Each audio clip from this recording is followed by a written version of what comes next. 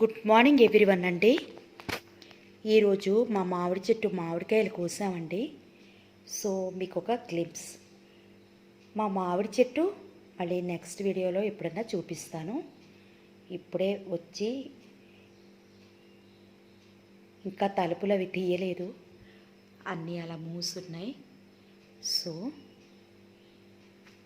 అందరి మామిడికాయలు సీజన్ అయిపోయాక మాకు జూన్లో మొదలవుతాయి అన్నమాట ఈ టైపు మామిడికాయలు. సో మేము జూన్లో తింటాం ఫస్ట్ మామిడికాయలు. ఇంకా తినలేదు. కొద్దిగా జీడిపళ్ళు ఆరబెట్టాను, రాత్రి కడిగి ఆరబెట్టాను. మీరందరూ ఆవకాయ పచ్చళ్ళు అవి పట్టేసుకున్నారా? నేను ఈ సీజన్లో పట్టలేదండి. ఈ కోవిడ్ వల్ల అసలు కుదరలేదు. ఎప్పుడు వెళ్ళిపోతుందో ఏంటో. సరే, కథలోకి వెళ్ళిపోదామా? ప్రొద్దుట మనం భారతి గదిలో మంచం మీద ఇంకో అమ్మాయిని చూసాం. ఆ అమ్మాయి ఎవరు అన్నాడు సుమన్. నాకేం తెలుసు, నీకే తెలియాలి అంది ప్రజ్ఞ. అమృత, మోహన్ ఇంటెన్సివ్ కేర్ యూనిట్ బయట ఉన్న లాంజ్లో కూర్చుని ఉన్నారు. మోహన్ అప్పుడే వెళ్ళి డాక్టర్ గారితో మాట్లాడి వచ్చాడు. ఆయన బాగా కులాసాగానే ఉన్నారట. రేపు హోటల్ రూమ్కి షిఫ్ట్ చేస్తామని అన్నాడు. అంతవరకు ఆదుర్దా నిండిన కళ్ళతో మోహన్ రాక కోసం వేచి చూస్తున్న అమృత గుండెల నిండా గట్టిగా గాలి పీల్చుకుని వదిలింది. మీరు రూమ్కి వెళ్తారా? మోహన్ అడిగాడు. తల అడ్డంగా తిప్పింది. ఆ తలుపులు మూసుకుని కూర్చుంటే ఆ ఒంటరితనం భయంకరంగా ఉంటుంది. ఇంటి దగ్గర ఎలాగో నా జీవితం అదే. మోహన్ ఆమె వైపు క్రీగంట చూశాడు. ఆమె ముఖం ఆ మాటలు అంటున్నప్పుడు చాలా ఉద్వేగభరితంగా ఉంది. ఆ వ్యాఘ్రేశ్వరరావు గారు మీకేమవుతారు అడిగాడు. దూరపు బంధువు. ఆమె జవాబు ముక్తసరిగా ఫెడేలుమని ముఖాన తలుపు వేసినట్టుగా ఉంది. మీరు ఇప్పుడు వెళ్ళిపోవాలా? పేలగా అడిగింది. వెళ్ళిపోవాలని ఏం లేదు. అతను టైం చూసుకున్నాడు. మా మేడం మేనేజ్మెంట్తో డిస్కషన్లో ఉన్నారు. నేను మధ్యలో గంటకొకసారి ఆమెకు కనిపిస్తే చాలు. లంచ్ ఉంది ఆమెకి. తర్వాత మళ్ళా వాళ్ళ చర్చలున్నాయి. నిజం చెప్పాలంటే ఈ రోజంతా దాదాపుగా నేను ఫ్రీయే అని చెప్పవచ్చు. నిజంగానా? అమృత సంతోషంగా అంది. ఆమె కళ్ళల్లోకి ప్రాణం లేచి వచ్చినట్టుంది. ఇక్కడ ప్రతి మనిషి ఒక్క సెకండ్ కూడా ఊపిరి పీల్చుకోవడానికి వ్యవధి లేనట్లు పరుగులు తీస్తున్నారు. అమృత వెంటనే అనేసింది. మోహన్ గారు, ప్లీజ్ మీరు ఇంకే పని పెట్టుకోకండి. ఈ ఒక్కరోజు దయ ఉంచి నాకు తోడుగా ఉంటారా? మోహన్ ఆమె కళ్ళలోకే చూస్తున్నాడు. ఆమె అడిగిన వైనం అతని హృదయాన్ని కదిలించింది. ఆమె మంచి వయసులో ఉంది. కానీ ఆ వయసు తాలూకు పొగరు మోతుతనం కానీ పిచ్చి ధైర్యం కానీ ఆమె ముఖంలో మచ్చుకు కూడా కనిపించడం లేదు. ఆ కళ్ళల్లో అర్ధరాత్రి వేళ నడపజారులో చీకటిలో నిలబడిన యువతి భయం తాలూకు నీడలున్నాయి. మోహన్ ది అసలే అందరికీ అడగకుండానే సహాయపడే స్వభావం. అమృత లాంటి అందమైన అమ్మాయి అభ్యర్థనని అతను కాదనలేకపోయాడు. సరే అని వాగ్దానం ఇస్తున్నట్లు తల ఊపాడు. గంట నుంచి ఇక్కడ కూర్చున్నాం కదా, కొంచెంసేపు అలా నడుద్దామా అడిగాడతను.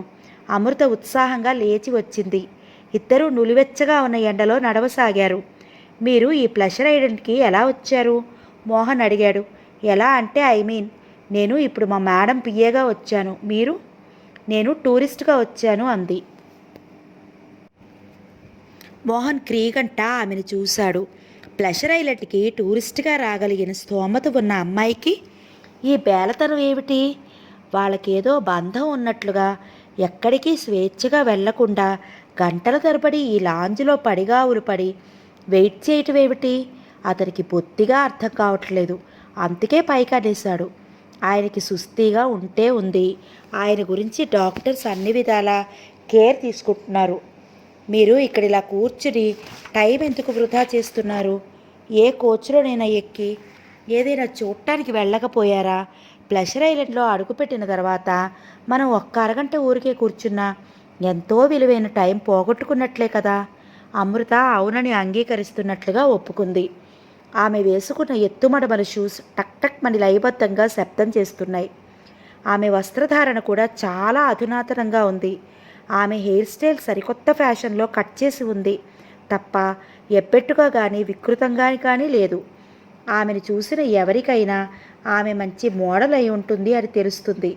ఆమె నడక కూడా ట్రైనింగ్ పొందిన వయ్యార విలాసంతో ఒక రకమైన చేతి ఊపుతో ఉంది. ఆమె వస్త్రధారణ కూడా సరికొత్త డిజైన్తో ఆకర్షణీయంగా ఉంది. ఆమె వేలికి ఖరీదైన డైమండ్ ఉంగరం ఉంది. ఇద్దరూ మౌనంగా నడుస్తున్నారు. ఇక్కడికి వచ్చిన వాళ్ళలో మనిద్దరం మాత్రమే ఇలా వాకింగ్ పేరుతో టైం వేస్ట్ చేస్తున్న వాళ్ళలా కనిపిస్తున్నాం అన్నాడు మోహన్.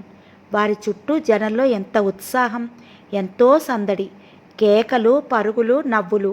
ఆ కోలాహలం చూస్తే నీరసంగా ఉండే వ్యక్తికి కూడా ఉత్సాహం వచ్చేటట్లుగా ఉంది. అయినా అమృత, మోహన్ మాత్రం ఆ ఉత్సాహం, ఆనందం తమకేమీ చెందనట్లుగా, అందులో తమకి ప్రవేశమేమీ లేనట్టుగా నిర్లిప్తంగా నడుస్తున్నారు. ఇద్దరూ ముఖాలు సందడి చేసి తిప్పి రెప్పవాల్చకుండా గమనిస్తున్నారు. ఇద్దరూ ముఖాలు సందడి వైపే తిప్పి రెప్పవాల్చకుండా గమనిస్తున్నారు. అమృత గాఢంగా నిట్టూర్పు విడిచింది. మోహన్ ఇది విన్నాడు. క్రీగంట అది గమనించాడు. అమృత టైం చూసుకుంది. ఆయనని డాక్టర్లు సాయంత్రమే రూమ్కి షిఫ్ట్ చేస్తారని అన్నారు. మీరు సరిగానే విన్నారు కదా అంది ఆదుర్దాగా. డాక్టర్ నాతోనే కదా చెప్పారు అన్నాడు మోహన్. అలాగా, సరే. ఆమె ముఖంలో ఆదుర్ద తగ్గింది. ఇంత ఆదుర్దా పడుతున్న మీరు ఆయనకి దగ్గరే ఉండవచ్చు కదా. డాక్టర్లు పేషెంట్కి ఒక బంధువుని ఎలాగో అలౌ చేస్తారు కదా. అందులో ఈయన కాస్త కోలుకున్నారు కూడా. మీరు మాట్లాడచ్చు కూడా కదా. నో, అది కాని పని. అమృత కంగారుగా తొందరగా అంది. అమృత అన్న ఆ తీరుకి అతడు చకితుడైనట్లు చూశాడు. ఇక్కడ కాసేపు కూర్చుందామా? అతను బెంచి చూపించాడు. అలాగే అంది అమృత. వాళ్ళు ప్రేమపీఠం దగ్గరలోనే తిరుగుతున్నారు. అమృత కూర్చుంది. మోహన్ టైం చూసుకున్నాడు. 1 గంట అయింది. నేను ఒకసారి మా మేడంకి ఫోన్ చేసి వస్తాను అని గబగబా వెళ్ళిపోయాడు. అమృత వెళ్ళిపోతున్న అతని వైపే చూస్తోంది. అతను బహుశా ఇక మళ్ళీ తిరిగి రాకపోవచ్చు. రావాల్సిన అవసరం అతనికి ఏముంది? అమృత కూర్చుంది. 1 గంట అయింది. తల తిప్పి ప్రేమపీఠం రిసెప్షన్ లాంజ్ వైపు 2-3 సార్లు ఆశగా చూసింది. మోహన్ రావడం లేదు. అతని జాడే లేదు. తనకి తెలుసు అతనిక రాడు. వ్యాఖ్యమూర్తి గారు ఎప్పుడు మామూలుగా అవుతుందో అంతవరకు తను ఆ చుట్టుపక్కలే ఇలా ఒంటరిగా కాలక్షేపం చేయాల్సిందే. చుట్టూ జనం వెళ్తున్నారు, వస్తున్నారు. అమృతకి తన చుట్టూ ఒక బంగారు పంజరం ఉన్నట్లుగా అనిపిస్తోంది. ఆ పంజరంలో తలుపులు మూసి బంధించిన పావురం తను. ఈ తలుపులు ఎవ్వరూ తెలవలేరు. ఈ కూటిలోకి అమాయకంగా 2 సంవత్సరాల క్రితం తనే స్వయంగా వచ్చి కూర్చుంది.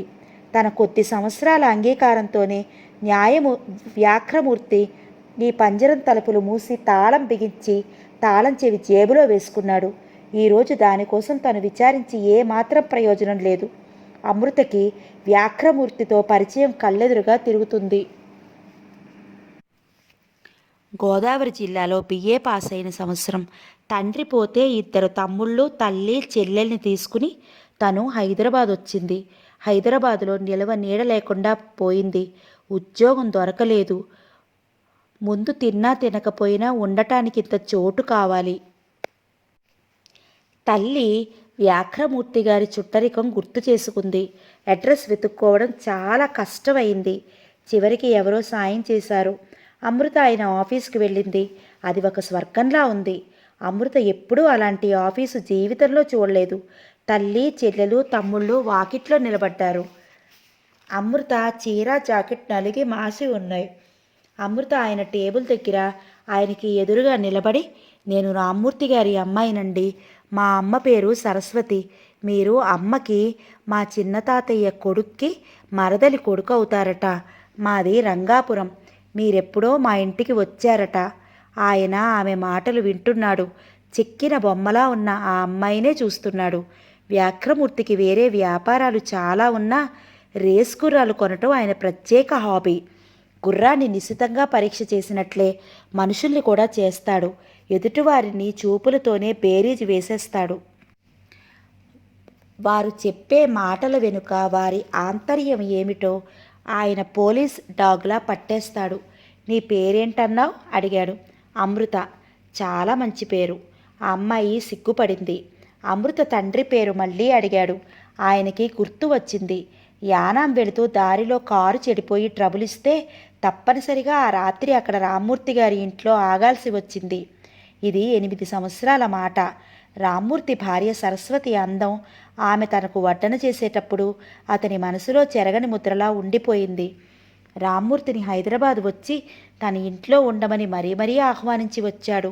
కానీ రామ్మూర్తి రాలేదు. ఒకసారి ఊరు నుంచి ఎవరో పంతులు గారి అబ్బాయిని వెంట పెట్టుకుని వచ్చి ఉద్యోగం ఇప్పించమని అడిగాడు. తను 10,000 ఖర్చు పెట్టి వేయించాడు. భార్యని పిల్లల్ని తీసుకురమ్మని మరీ చెప్పాడు. రామ్మూర్తి ఎగ్జిబిషన్కి పిల్లల్ని తీసుకొచ్చాడు. ఆయన ఇంట్లోనే 10 రోజులు ఉన్నారు. మొదట సరస్వతికి దగ్గరగా వెళ్ళటం అతనికి భయం వేసింది. కానీ అది కేవలం తన భ్రమ అని త్వరలోనే తెలిసిపోయింది. సరస్వతిని తను లొంగదీసుకున్నాడు. ఆమె అల్లరి చేయకపోవటం తనకి చాలా ధైర్యం తెచ్చింది. 4 రోజుల తర్వాత రామ్మూర్తికి పిల్లలకి ఘనంగా బట్టలు పెట్టి దారి ఖర్చులిచ్చి పంపించేశాడు. ఇక వారి సంగతి తనకు గుర్తులేదు. మీ అమ్మ కూడా వచ్చిందా? అమృతని ఆసక్తిగా అడిగాడు వ్యాఘ్రమూర్తి. వచ్చింది. వ్యాఘ్రమూర్తి తడబడ్డాడు. ఆనందం ముఖంలోకి రాకుండా నిగ్రహించుకోలేకపోతున్నాడు. ఆయన భార్య పోయి 2 సంవత్సరాలు అయింది. కొడుకులిద్దరికీ పెళ్ళిళ్ళు చేశాడు. లక్షణంగా ఆ ఇంటి ఆడపిల్లలు. కొడుకుల సంసారాలు చక్కగా ఉన్నాయి. మనువలు మనవరాళ్ళు వారికి వ్యాపారాల నుంచి భాగం విడదీసి వారికిచ్చేసి బాగుపడినా చెడిపోయినా మీ ఇష్టం. మీరు బాగుపడితే నేను సంతోషిస్తాను, చెడిపోతే దుఃఖపడతాను. అంతకంటే నేనేమీ చెయ్యను అని నిర్మోహమాటంగా చెప్పేశాడు. ఆయనకి పిల్లల కోసం బ్రతకటం, పిల్లల కోసం జీవితం ధారపోయటం ఇలాంటి ఊహలు లేవు. ఆయన వ్యాపారం ఒక ప్రక్క 3 పువ్వులు 6 కాయలుగా సాగుతున్నా ఆయన ఎప్పుడూ ఏదో ఒక గవర్నమెంట్ కమిషన్లో గౌరవ మెంబర్గా బాధ్యత గల పదవిని చేపట్టి దిగ్విజయంగా నిర్వహిస్తూ ఉంటాడు. ఆ రకంగా ఆయన ఇటు ప్రైవేటు అటు ప్రభుత్వ రంగాల్లో ఒకదానికొకటి ఆసరాగా ఒక్కసారిగా పోటీగా పనులు నిర్వహిస్తూ ఉంటారు. ఆయన గుర్రాల గురించి, ఆయన ఉన్ని దుస్తులు ఎక్స్పోర్ట్ వ్యాపారం గురించి చాలా కొద్దిమందికే తెలుసు. ప్రజలకి తెలిసినదంతా ఆయన చేపట్టిన నిర్వహిస్తున్న ప్రభుత్వపరమైన ఆదేశపూరిత కర్తవ్య నిర్వహణే.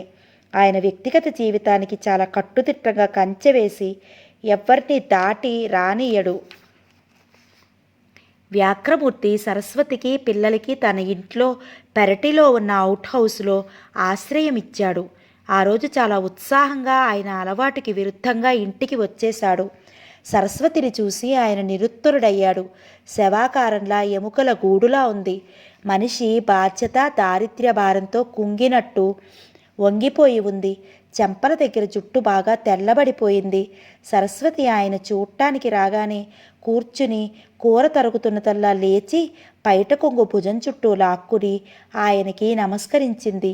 ఆమె కళ్ళు శాంతం ఎత్తి ఆయన వైపు చూడలేదు. ఆ నమస్కారం భగవంతుడికి భక్తుడు అర్పించే వినమ్రాంజలిలా ఉంది. అతను షాక్ తిన్నాడు. ఈ శనిని ఇంట్లోకి తెచ్చుకున్నానా నేను అన్నట్లు కంపరంగా చూశాడు. అంకుల్ కూర్చోండి. అమృత కుర్చీ తెచ్చివేసింది. అతను వెళ్ళిపోవాలనే అనుకున్నాడు. అంకుల్ నా సర్టిఫికెట్స్ చూపించినా? అమృత హుషారుగా అడిగింది. తల ఊపాడు. ఆయన కూర్చున్నాడు. అమృత గబగబా పెట్టి తెరిచి బట్టలు చెల్లాచెదురు చేసి తన సర్టిఫికెట్స్ తెచ్చి చూపించింది. అతను చూస్తున్నాడు. అమృత దగ్గరగా నిలబడి సర్టిఫికెట్స్ చూపిస్తూ చెబుతోంది. ఆమె చేతినే చూస్తున్నాడు. పల్లెటూరి ఆరోగ్యంతో నవనవలాడుతోంది. మంచి రంగు. ఒకచోట అస్తమించిన సూర్యుడు మరోచోట ఉదయిస్తాడు. సరస్వతిలో అస్తమించిన యవ్వనం అమృతలో అతనికి ప్రభాత సాక్షాత్కారంగా కనిపిస్తోంది. అమృత, కాఫీ తీసుకెళ్ళమ్మా, తల్లి పిలిచింది. అమృత పరిగెత్తింది. ఆమె నడక లేడిలా చెంగున ఉంది. అమృత కాఫీ తెచ్చిచ్చింది. అంకుల్, నాకేదైనా ఉద్యోగం ఇప్పిస్తారా అడిగింది. అతను సర్టిఫికెట్స్లో నుంచి తలెత్తి చూశాడు. ఆమె కళ్ళలో కోటి ఆశలు. అవి మణిదీపకాంతుల్లా ఆమె కళ్ళలో ఒక వినూత్న వెలుగును చూపిస్తున్నాయి. అమృత ముఖం కాస్త తెలివిగా, కాస్త అమాయకంగా, కాస్త ఆశగా ఉంది. తప్పకుండా అన్నాడాయన సర్టిఫికెట్స్ తిరిగిచ్చేస్తూ. నా సర్టిఫికెట్స్ అన్నీ చూశారా ఆదుర్దాగా అడిగింది. అన్నాడు. వయసు వెన్నెల్లో గోదావరిలా మెరిసిపోతున్న ఆడపిల్లకి ఇక వేరే సర్టిఫికెట్స్ ఎందుకు? 6 నెలల్లో అమృత జీవితం పూర్తిగా మారిపోయింది. అమృత పూర్తిగా వ్యాఘ్రమూర్తి అధీనంలోకి వచ్చేసింది. అమృత చెల్లెళ్ళని తమ్ముళ్ళని ఆయన చదువు నెపంతో హాస్టల్లో చేర్పిచ్చేశాడు. సరస్వతిని తన ఉద్యోగం చేసే కోడలికి సాయంగా ఉండాలి అంటూ కొడుకింట్లో పెట్టేశాడు. అమృత కోసం ప్రత్యేకంగా ఒక ఇల్లు అద్దెకు తీసుకున్నాడు. అమృతని మోడలింగ్కి పంపాడు. ఆమె పల్లెటూరి అందాన్ని ఆధునీకరణ చేయించేశాడు. ఆమె జీవితాన్ని ఒక కొత్త బట్టల టైలర్ చేత తన ఇష్టం వచ్చినట్లు డిజైన్ కట్ చేయించినట్లు తనకి కావలసిన విధంగా మలుచుకున్నాడు. అమృతకి నగలంటే బట్టలంటే విపరీతమైన పిచ్చే ఇష్టం. ఆమెకి కావలసినవి ఆమెకి ఇచ్చాడు. ఆమె దగ్గర నుండి తనకి కావలసినది తను పొందాడు. ఆయనకి జీవితం తృప్తిగా ఉత్సాహంగా ఉంది. అమృతని క్రమంగా డిసిప్లిన్ అనే పంజరంలోకి తెచ్చేశాడు. అమృత ఆయన గురించి ఎవరి దగ్గర మాట్లాడకూడదు. హాలిడేకి వెళుతుంది. ఆయన పని మీద వెళతాడు. అమృత మోడల్. ఆయన ఆమెకి తెలిసిన బంధువు. లోకానికి అంతా తెలుసు. కానీ తెలియనట్లు ఊరుకుంటుంది. లోకానికి ఎవరి మీద రాళ్ళు వేయవచ్చో, ఎవరి మీద వేస్తే ప్రమాదమో బాగా తెలుసు. అమృత మోడలింగ్ కాంట్రాక్ట్లు పెరుగుతున్నాయి. డబ్బు వస్తోంది. అమృత పేరు మీద బ్యాంక్ అకౌంట్స్ పెరుగుతున్నాయి. కానీ క్రమంగా అమృతకి తన జీవితం ఏమిటో అర్థం కాకుండా పోయింది. సరస్వతి పోయి సంవత్సరం అయింది. తమ్ముడు హాస్టల్లో నుంచి పారిపోయాడు. పెద్ద తమ్ముడు టీబీ శానిటోరియంలో ఉంచింది. అమృత ఎప్పుడు ఎక్కడికి వెళ్లాలో వ్యాఘ్రమూర్తి నిర్ణయిస్తాడు. కనీసం కుక్కపిల్లకైనా యజమాని దగ్గర స్వేచ్ఛ ఉంటుందేమో. కానీ అమృతకి రాను రాను ఆ మాటకి అర్థమే తెలియకుండా పోతున్నట్లు పరిస్థితి ఏర్పడింది. ఒక్కసారి ఎదురు తిరగాలనిపిస్తోంది. ఈ నగలు, ఈ కార్లు, ఈ డ్రెస్సులు, ఈ జీవితం వద్దు. ఆ పాత జీవితమే చాలా స్వర్గం అనిపిస్తోంది. కానీ ఏ మనిషి జీవితంలో వెనక్కి వెళ్ళలేడు. అమృతకి అది అర్థమవుతోంది. తన జీవితం ఒక బొమ్మలా అయింది. దానికి చలనం తెప్పించేకి వ్యాఘ్రమూర్తి జేబులో ఉంది. ఈ ప్లెజర్ ఐలాండ్కి రావాలని తమకి ఏమాత్రం సరదా లేదు. ఎక్కడికి వెళ్ళినా స్వేచ్ఛ లేకపోవడం వల్ల ఆనందమే ఉండదు. ఆయన కోసం వేచి చూస్తూ రూమ్లో ఉండాలి. ఆయన వస్తే ఆయనకి ఈ ఆనందం ఆయన కోరుకున్న తీరిలో అందివ్వాలి. అమృతకు రాను రాను ఇది నరకంగా ఉంది. 20 రోజుల క్రిందట తనకి మేకప్ వేసే రీతు బ్రెయిన్ ఫీవర్తో చచ్చిపోయింది. ఆ దుఃఖంలో తనకి స్వాంతనే లేదు. ప్లెజర్ ఐలాండ్ టిక్కెట్ కొన్నారు కాబట్టి వెళ్ళి తీరాలని ఆయన హుకుం. కాదనే సాహసం లేదు. తప్పనిసరిగా బయలుదేరి వచ్చింది. ఆయనకి హార్ట్అటాక్ వచ్చిందంటే తనకి రవంత కూడా దుఃఖం కలగలేదు. ఆందోళనతో ఎక్కడో ఆంతర్యంలో మారుమూల ఒక ఆశాకిరణం తళుక్కుమంది. ఆయన జీవితం చాలిస్తే తనకి బంధ విముక్తి. కానీ ఆయన కోలుకున్నాడు. ఆయన ఒకసారి తాగి తనని తల్లి అనుకుని మాట్లాడితే అమృత దిండు పెట్టి ఎడాపెడా కొట్టింది. ఆ క్షణంలో ఆయనని చంపేయాలనిపించింది. అమృత జీవితంలో ఎవరైనా అమృతమూర్తి అంటే అది ఒక్క తల్లే. ఆమె ఎన్ని బాధలు పడిందో, తమ కోసం ఎన్ని విషయాలు ఓర్పు పట్టిందో అమృతకి తెలుసు. ఈ బాధల మూలంగా ఎంతో బాగుండే అమ్మ తన కళ్ళ ముందే ఎలా చిక్కి శల్యమైపోయిందో కూడా తెలుసు. తన నుంచి ఆమెని ఆయన విడదీశాడు. ఆమె తనని చూడటానికి తప్పించిపోయేది. నేను నీ దగ్గరే ఉంటానే అమ్మా అని ఏడ్చేది.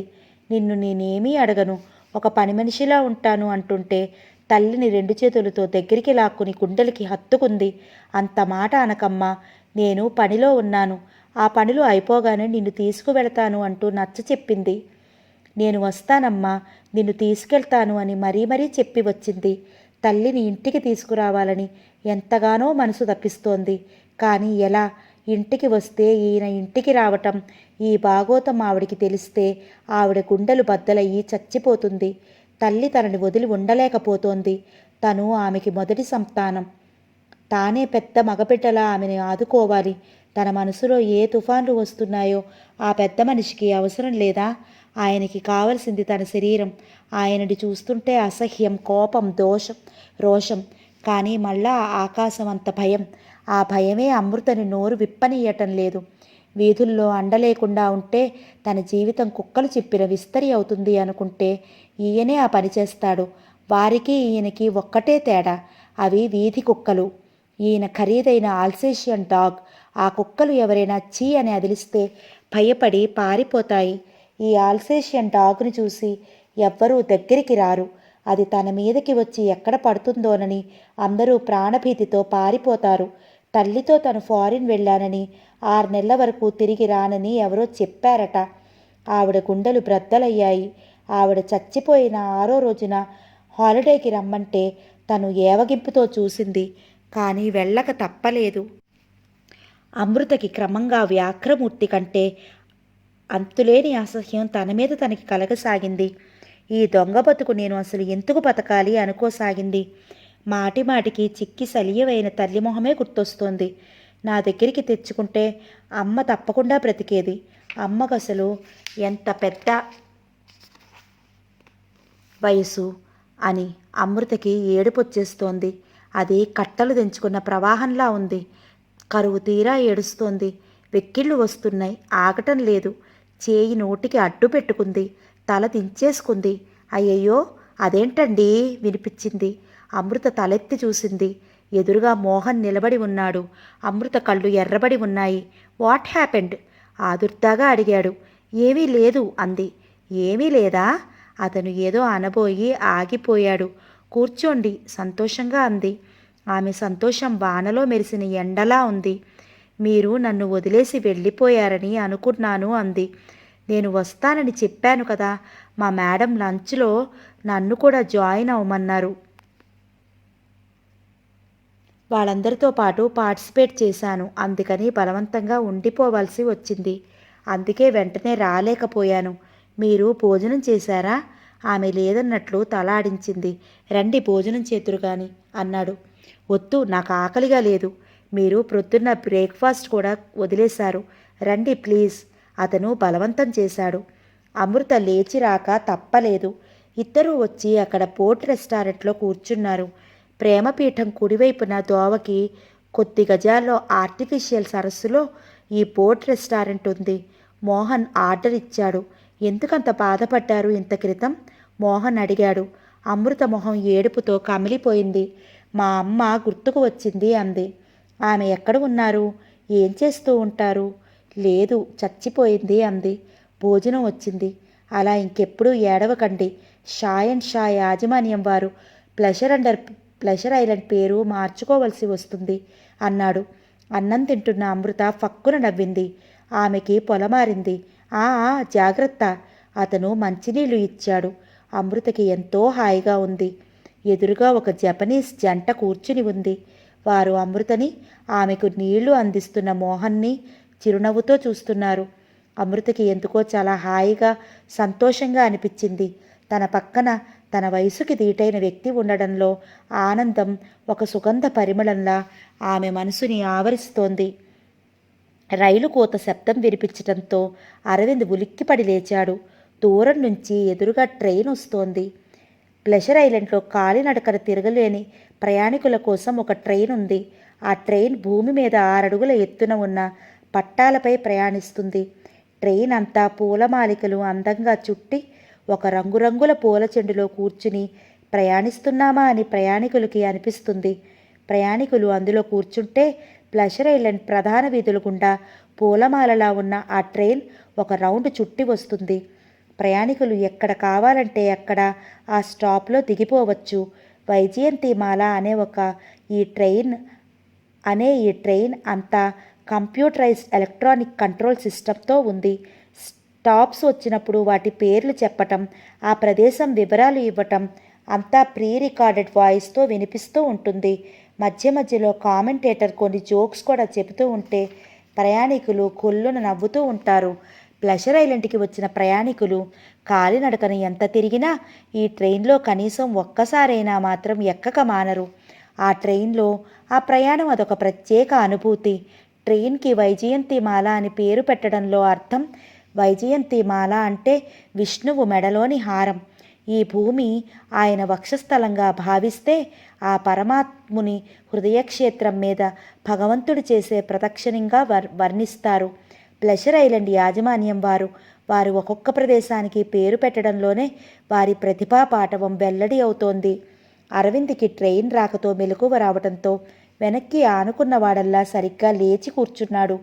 అతని ఒడిలో భారతి ఒదిగిపోయినట్లుగా తల ఆనించి గాఢ నిద్రలో ఉంది. భారతిని చూసి నివ్వెరపోయాడు. ఒక క్షణం వెంటనే ఆమెని 2 చేతులతో లేవదీయబోయి గాఢ నిద్రలో భారంగా ఉన్న ఆమెను చూసి మళ్ళీ ఆ ప్రయత్నం విరమించుకున్నాడు. ఆమె ముఖం అతని పొట్టకి ఆని ఉంది. ఆమె చెయ్యి ఆసరా కోసం అన్నట్లు అతని నడు చుట్టూ వేసి ఉంది. అరవింద్కు ఎలాగో అనిపిస్తోంది. నిద్రలో భారతి ముఖం అనిర్వచనీయమైన ఆనందప్రదమైన సుందర దృశ్యంలా ఉంది.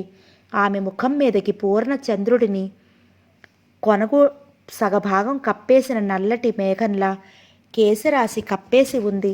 అరవింద్కి కొనగోటితో ఆ మేఘంలాంటి జుట్టును పక్కకు తోసి ఆమె సంపూర్ణ పరువాన్ని చూడాలని ఎంతగానో అనిపించింది. తన ఆలోచనకి తనే ఆశ్చర్యపోయాడు. భారతిని అలా చూస్తుంటే అతనికి జీవితంలో ఎన్నడూ ఎరగని ఒక మహత్తర అనుభవం దొరికినట్లుగా అనిపిస్తోంది. భారతి లాలిత్యానికి, స్త్రీత్వానికి, ముగ్ధత్వానికి, నాజూకుతనానికి ప్రత్యేకతలా ఉంది.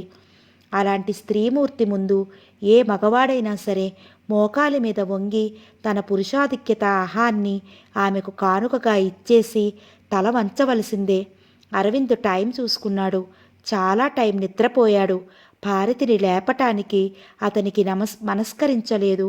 తను కదిలితే ఆమెకి ఎక్కడ మెలకు వస్తుందో అన్నట్లు అలాగే కూర్చున్నాడు. ట్రైన్ దిగి వస్తున్న ప్రయాణికుల గలాభాకి భారతికి కూడా మెలకువ వచ్చి కదిలి కళ్ళు విప్పింది.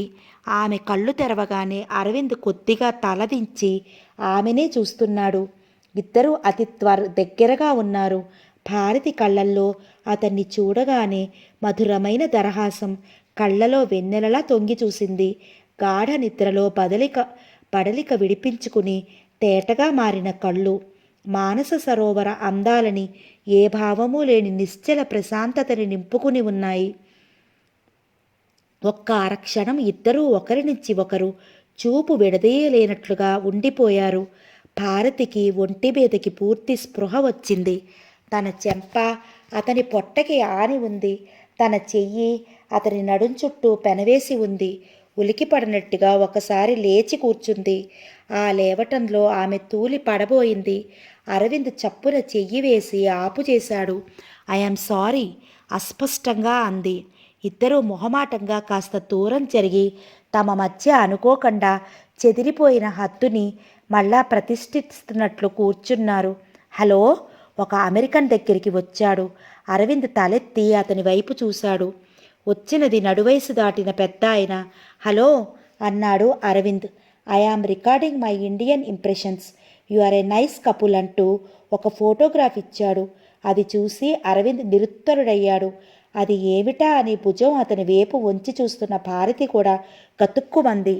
ఆ ఫోటో అరవింద్ తల వెనక్కి ఆనించి నిద్రపోతుంటే భారతి అతని ఒడిలో ఒదిగిపోయి అతని నడుం చుట్టూ చేయి వేసి గాఢ నిద్రలో ఉన్న దృశ్యం. It is lovely no, shall I take one copy with me? అతను మర్యాదగా ఇష్టంగా అడుగుతున్నాడు. కానీ వెనుకే అతను నెగిటివ్ కూడా జతచేసి ఇచ్చాడు. అరవింద్ భారతి వైపు చూశాడు. భారతి మాట్లాడలేనట్లు కంగారుగా తలదించుకుంది. Shall I have it? అతను రెండోసారి రిక్వెస్ట్ చేశాడు. అరవింద్ భారతిని తక్కువ స్వరంతో అడిగాడు. ఇవ్వమంటారా? నాకు తెలియదు అంది స్పష్టంగా. అరవింద్ అమెరికన్కి అంగీకారం తెలిపాడు. అతను నెగిటివ్ అద్దుకుని క్షణంలో కాపీ తీసుకుని నెగిటివ్ అరవింద్కి ఇచ్చేసి కరచాలనం చేసి థ్యాంక్ యూ అన్నాడు. బై బ్యూటిఫుల్ లేడీ చిరునవ్వుతో అనేసి వెళ్ళిపోయాడు. అరవింద్ భారతి సీరియస్గా వెళుతూ వస్తున్న ప్రయాణికులని చూస్తున్నారు. అరవింద్ కళ్ళు చూస్తుండగానే చురుగ్గా అయ్యాయి. అదిగో దివ్య చటుక్కున లేచాడు. ఎక్కడా? భారతి కంగారుగా అడిగింది. అరవింద్ అప్పటికే దివ్య అంటూ ప్రయాణికుల గుంపుకేసి పరిగెడుతున్నాడు. భారతి కూడా లేచి అతని వెంట పరుగు తీసింది. దివ్య, ఆగు దివ్య! అరవింద్ అరుస్తూ పరిగెడుతున్నాడు. ఒక 14 సంవత్సరాల అమ్మాయి తిరిగి చూసింది. అరవింద్ని చూడగానే భయపడినట్లు గుంపులోకి దూరేసింది. అరవింద్ జనంలో నుంచి తప్పించుకుంటూ దివ్యని వెతుకుతున్నాడు. భారతి కంగారుగా అరవింద్ అని పిలుస్తూ వెతుకుతోంది. అరవింద్ ట్రైన్ దగ్గరికి పరిగెత్తాడు. ట్రైన్ ఇంకా 2 నిమిషాల్లో కదులుతుంది అని, డోర్స్ మూసేసుకుంటాయని కంప్యూటరైజ్డ్ వాయిస్ హెచ్చరికలు చేస్తోంది. అరవింద్ ట్రైన్ ఎక్కేశాడు. అరవింద్! భారతి అరిచేసింది. ఆమెకి అరవింద్కి మధ్య ప్రయాణికులు ఉన్నారు. భారతి కేకలు అతను విన్నాడు. భారతి చెయ్యెత్తి అతన్ని చూస్తోంది. ఆమె కళ్ళల్లో అర్థింపు, కంగారు. అరవింద్ చటుక్కున ట్రైన్ దిగాడు. భారతిని చేయి పట్టి ప్రయాణికులను పక్కకి నెట్టి ముందు ఆమెను ట్రైన్లోకి నడుం పట్టి ఎత్తినట్టు ఎక్కించేశాడు. తర్వాత అతను వేగంగా ఎక్కేశాడు. అరవింద్ ఎక్కిన వెంటనే వెనుక తలుపులు మూసేసుకున్నాయి. ట్రైన్ వయ్యారంగా కదిలింది. థ్యాంక్ గాడ్ అంది భారతి గుండెల మీద చెయ్యి వేసుకుంటూ కళ్ళు మూసుకుని అరవింద్ ఆమె చెయ్యి దొరకపుచ్చుకుని ట్రైన్లో ఆ కంపార్ట్మెంట్లోకి వెళ్తూ, దివ్య ఈ ట్రైన్ ఎక్కింది, నాకు తప్పక దొరుకుతుంది అన్నాడు. ఇద్దరూ ప్రయాణికుల మధ్య దివ్య కోసం వెతకసాగారు. రకరకాల భవన సముదాయాల ప్రక్క నుంచి, రకరకాల ఉద్యానవనాల మధ్య నుంచి, రకరకాల బ్రిడ్జీల మీద నుంచి, చిన్న చిన్న పెద్ద పెద్ద గుహల్లాంటి టన్నెల్స్ మధ్య నుంచి దూసుకుంటూ ట్రైన్ పరుగు తీస్తోంది. ప్రయాణికులు అంతా ఆ వివరాలు మైక్లో రికార్డ్ ద్వారా విశదంగా వింటూ పరవశంగా చూస్తున్నారు. ఆనంద్కి ఈ ఆనందాలు అద్భుతాలు ఏమీ పట్టలేదు. అతను ఆదుర్దాగా ప్రయాణికుల్లో దివ్య కోసం వెతుకుతున్నారు. ఒకరిద్దరు ప్రయాణికులు అతని మీద చిరాకు పడ్డారు. ట్రైన్ ఈ చివరి నుంచి ఆ చివరి వరకు వెతికే లోపల 4 స్టాప్స్ వచ్చాయి. ట్రైన్లోకి ఎక్కే జనం, దిగే జనం. ఆ తోపులాటలో అరవింద్ భారతి కదలలేకపోతున్నారు. ఈ జనంలో ఎక్కడ వేరు అవుతామో అన్నట్లు అరవింద్ చేతిని భారతి గట్టిగా పట్టుకుంది. జనంలో నుంచి దాటి వెళుతున్నప్పుడు అరవింద్ ఆమె చేతిని తనే గట్టిగా పట్టుకుంటున్నాడు. మిమ్మల్ని చూసిందంటున్నారు. ఆ అమ్మాయి ఎక్కడైనా దిగిపోయిందేమో అంది భారతి. నా అనుమానం కూడా అదే అన్నాడు అరవింద్. ట్రైన్ మళ్ళీ కదిలింది. అదిగో దివ్య అంది భారతి. ఎక్కడా? ఎడమవైపు కంపార్ట్మెంట్లోకి వెళ్ళిపోతున్న అరవింద్ని భారతి చొక్కా పట్టి లాగి ఆపి ఇటు అంటూ కుడివైపుకు చూపించింది. భారతి దారి తీసింది. అతను అనుసరించాడు. నువ్వు సరిగా చూసావా అన్నాడతను. ఆ కంగారులో అతనికి భారతిని నువ్వు అనే వచ్చేసింది. భారతి అది పట్టించుకునే స్పృహలో లేదు. ఇద్దరూ ఒకరి చెయ్యి ఒకరు పట్టుకుని ఒకరి వెనక ఒకరు వస్తూ ఈ కంపార్ట్మెంట్లో కనిపించింది అంది. ఇద్దరూ జాగ్రత్తగా ప్రయాణికులందరినీ కలయచూసి వెతుకుతూ గమనించారు. ఇద్దరిద్దరూ కూర్చునే సౌకర్యం గల క్యాబిన్లకి పూల హారాలు పరదాలుగా వేశారు. అరవింద్ భారతి వాటిని సున్నితంగా కాస్త తొలగించి చూసి మెరుపులా వచ్చేస్తున్నారు. అవతల కంపార్ట్మెంట్లో కూడా దివ్య లేదు.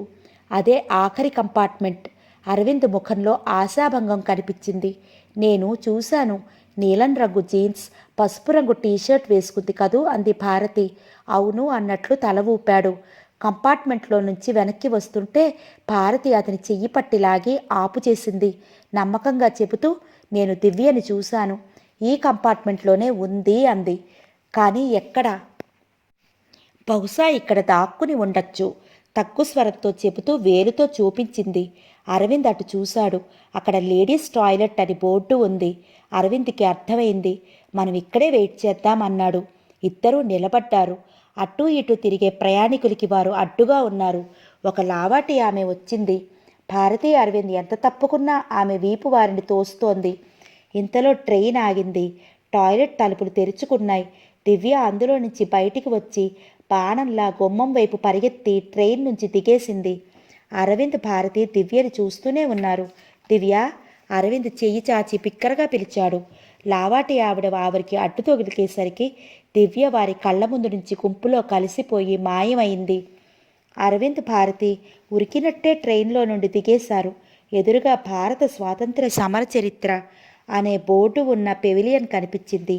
దివ్య దూరేసిన గుంపు వెనుక భారతీ అరవింద్ తాము కూడా కలిసి ఆ జనప్రవాహంలోకి వెళ్ళారు.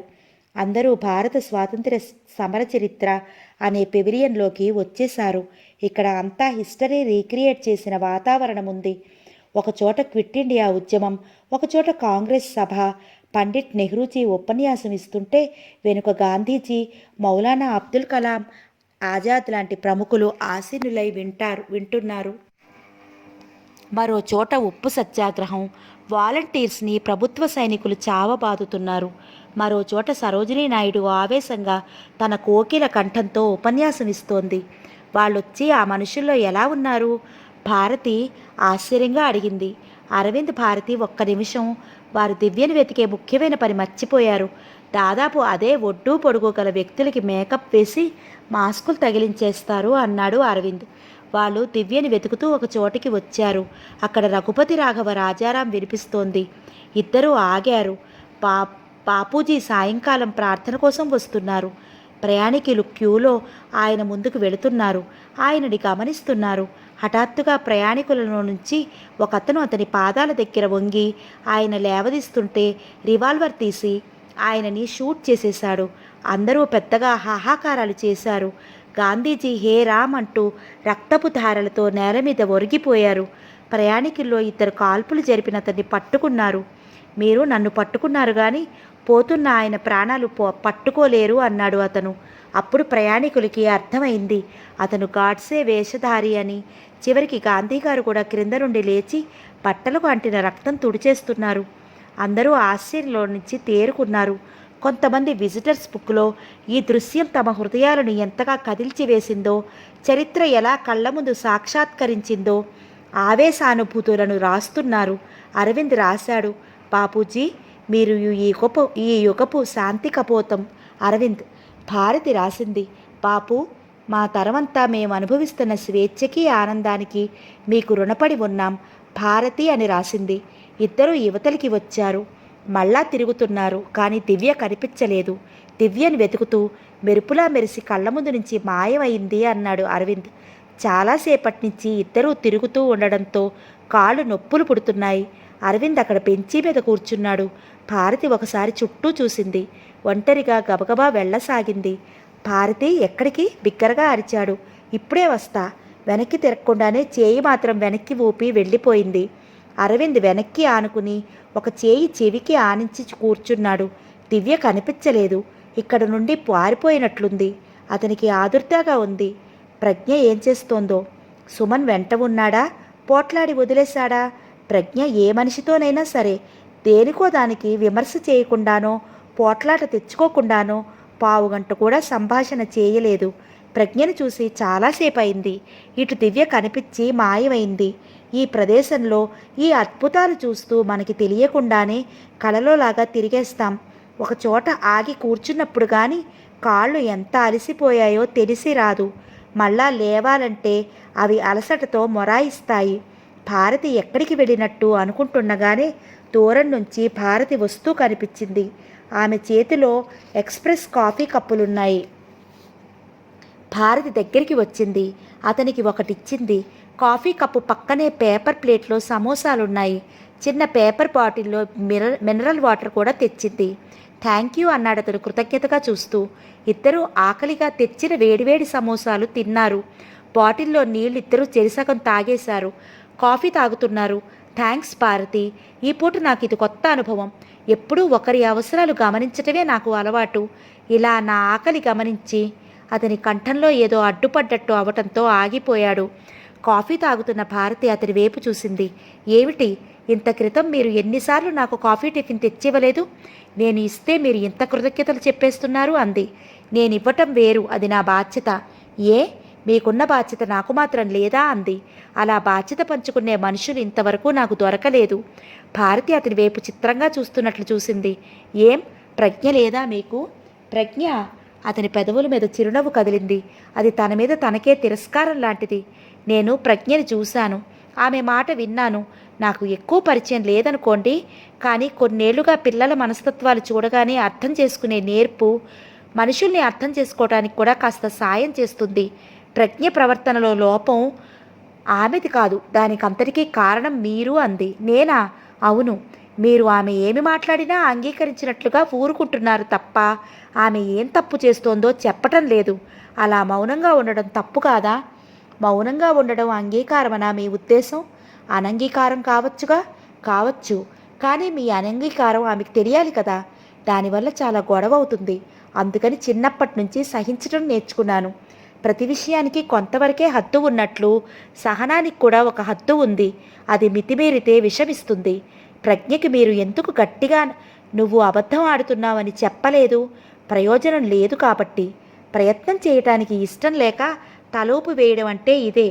నీకు తెలియదు భారతి, నేను ఒప్పుకుంటున్నాను. ముందే మీకు చెప్పాను కూడా. నాకు పూర్తిగా తెలియదు, కానీ తెలిసింది ఒకటి ఉంది. మీరు ప్రజ్ఞతో గొంతు ఎత్తి మాట్లాడటానికి భయపడతారు. దానివల్ల ఆమెకు నష్టం, మీకు నష్టం. మీ పరువు పోయే పని మీరు చేతులారా ఎందుకు చేస్తున్నారు? అదే నా నిస్సహాయత. మరీ ఆడపిల్లలా మాట్లాడుతున్నారు. నిస్సహాయత అనేది ఆడపిల్ల సొత్తు మాత్రమే అనుకుంటున్నారా మీరు? అది మనిషి పరిస్థితులను బట్టి వస్తుంది. ఏమిటి మీ నిస్సహాయ పరిస్థితులు? అరవింద్ క్లుప్తంగా చెప్పసాగాడు. అతను చెప్పటం పూర్తి అయ్యేసరికి అతని చెయ్యి భారతి రెండు చేతుల్లోనూ ఉంది.